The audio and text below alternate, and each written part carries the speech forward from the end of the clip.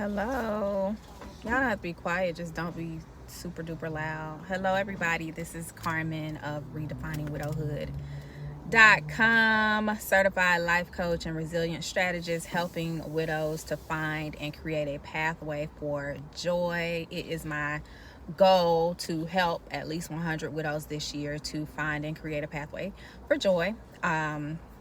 For those of you who don't know, you may be new to my channel. I was widowed at the age of 38 with two daughters, ages 4 and 7 at the time. And since then, I have been rebuilding my life, rediscovering who it is that I am, and really discovering who it is that I am after widowhood. Make sure if you are getting value from these videos that you like, subscribe to the channel, and turn your notifications on so you'll know when I go live. And then also, if you really want to stay connected and learn how to become a part of my tribe, subscribe to the email list, because I'm going to have exclusive offers and just information on when I actually do launch my coaching program. So I've been on this journey for a little over 3 years, and I was just thinking about, like, how do you rediscover yourself in widowhood? And what I've learned, I'm 3 years out, as I said, is that it's a constant process. Like, this whole entire journey is a constant process. It's not like you get to one destination and it's like, okay, I won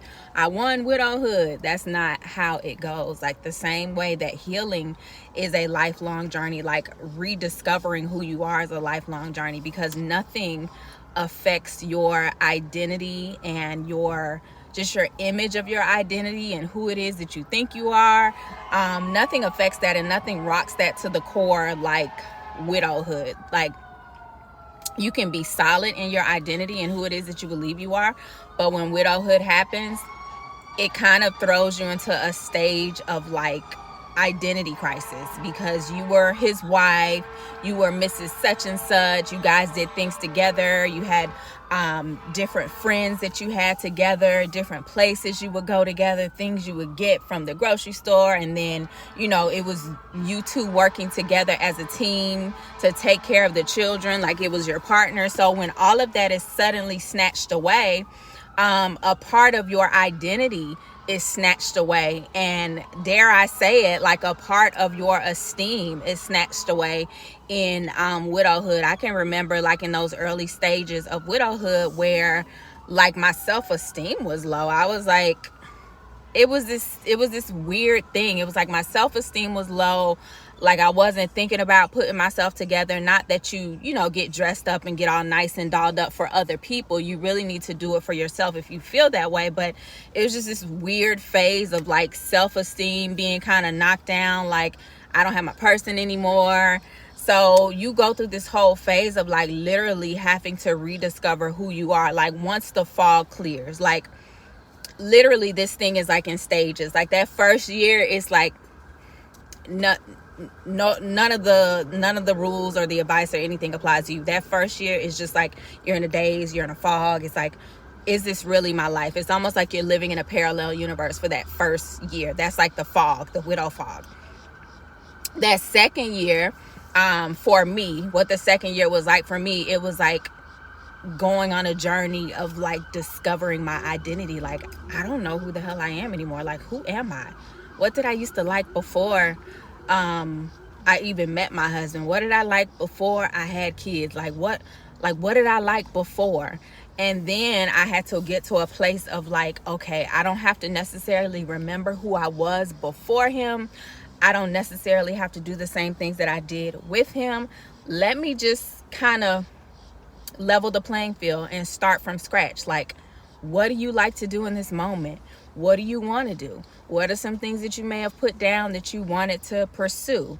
Like, because for example, like life coaching, I've always been a life coach. Even before my husband passed away, I would have women coming to me on Facebook, inboxing me, just sharing intimate details of their life and asking for advice, because they already knew what was on the inside of me that I didn't necessarily know. They knew that I was a trustworthy person, even though some of them didn't know me from a can of paint, but they knew, I guess they could recognize the God in me, and they knew like, okay, I can share my secrets with this woman. It's something in her that I feel like can help me. So even from then, I was like a life coach. And then when everything happened with my husband, I remember early on, I was like, oh, I'm going to become a life coach for widows when I get my own widowed life together, thinking that, oh, when I get to this certain destination, everything's going to be, I'm going to be healed, I'm going to be whole, I'm going to be perfect. But that's not the case. Like, this is a lifelong journey. So once I kind of got through that stage of like, okay, I don't have to pull from things that I did before.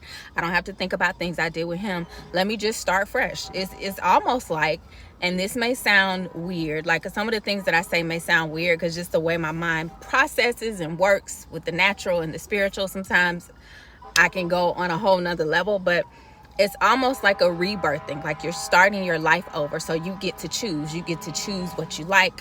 You get to choose what you pick up from the grocery store and eat. You get to choose if you cook during the week or if you just rather eat out. Like, my whole desire to cook since my husband has passed away is like zero. I mean, we eat, my children and I, we eat pretty good. Like, we eat pretty good. Like, we just left Whole Foods, like we had lunch in the car. But like, you get to decide like what you like, and that's like the beauty and the beast of widowhood. It's like you get to decide what you want to do, but then it's like a bunch of freedom. So it's like, oh my God, I need somebody to tell me what to do. I need somebody to tell me what to like. I need somebody to tell me like how to dress. So my tips for you for like rediscovering yourself on the journey of widowhood is to just give yourself a clean slate.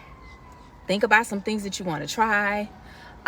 For me, like today, I'm a part of a private group on Facebook, a private chat group, and some of us, we were talking about just wearing different colors and how different colors can evoke different emotions, different feelings. It can attract certain people and attention. So I was like, okay, well, let me start putting on some colors, because all I wear, like literally my uniform is like my black wife widow warrior shirt, my wife widow warrior cap to the back, and some sweatpants. So just yesterday I was like, well, let me put on something with some color.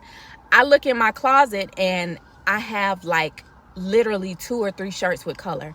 Everything else is majorly black or cream. And I'm like, I don't have any color clothes. Like, why did I not know that I don't have any color clothes, any color tops? And like, why have I been wearing black like all the time? So that was like a mindset shift and like okay, this is a rediscovering who I am in this moment. Like, what type of clothes do I like to wear? Like, I haven't been shopping in I don't know how long. Like, the last time I went shopping, I wasn't in my 40s. I'm 41.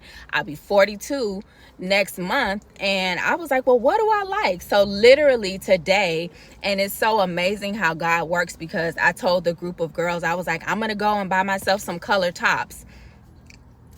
Afterwards, I'm like, well, that wasn't really in my budgeting for this month, but I'm just going to commit to it. So last night I ended up checking this insurance rewards card that I have, where if you meet certain milestones with the health insurance that I have, they'll give you like a credit.